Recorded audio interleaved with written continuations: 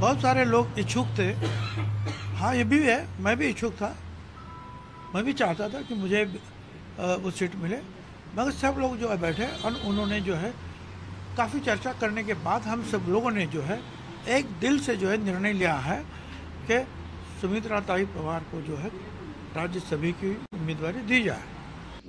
राष्ट्रवादीचे नेते प्रफुल्ल पटेल यांच्या राजीनाम्यामुळे रिक्त झालेल्या राज्यसभेच्या जागेसाठी उपमुख्यमंत्री अजित पवार यांच्या राष्ट्रवादीकडून अखेर अर्ज दाखल करण्याच्या अखेरच्या दिवशी उमेदवाराची घोषणा करण्यात आली आहे।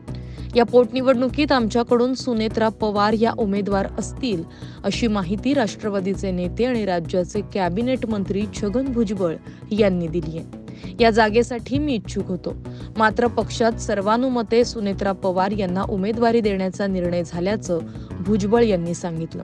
दरम्यान सुनेत्रा पवार यांना उमेदवारी देण्यात येणार असल्यानं छगन भुजबळ नाराज असल्याची चर्चा राजकीय वर्तुळात रंगत होती, मात्र ही चर्चा भुजबळांनी फेटाळून लावली। तुम्हाला माझ्या चेहऱ्यावर नाराजी दिसत आहे का? सगळ्या गोष्टी आपल्या मनाप्रमाणे घडत नाहीत असं यावेळी भुजबळ यांनी स्पष्ट केलं। नेमकं काय म्हणालेत भुजबळ पाहूयात। पक्ष जो निर्णय घेईल तो मान्य करावा लागतो ना। ज्यावेळेला तुम्ही एखाद्या पक्षामध्ये काम करा, मी काय अपक्ष नाही आहे, मी माझ्या मनाप्रमाणे निर्णय घेईल आणि तो अंमलात आणेल।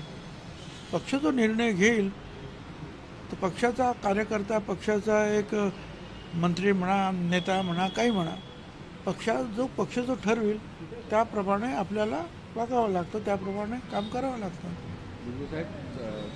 काही कंपल्शन्स असतात पक्षाची सुद्धा, कोणाला तरी उभं करण्याच्या बाबतीमध्ये। तुमच्या आपके नाराज हैं? बिल्कुल नाराज नहीं हूँ। नाराज हूँ ना, मेरे मुंह पर आपको नाराजगी दिखती है क्या?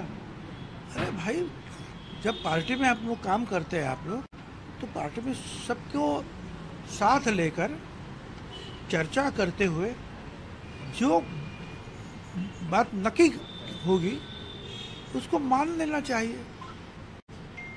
हर आदमी जो है पार्टी का अगर अड़ा बैठेगा कि नहीं मुझे ही चाहिए तो पार्टी चलाना मुश्किल है। फिर तो सबको साथ लेकर चर्चा करते हुए जो है ये निर्णय होते हैं।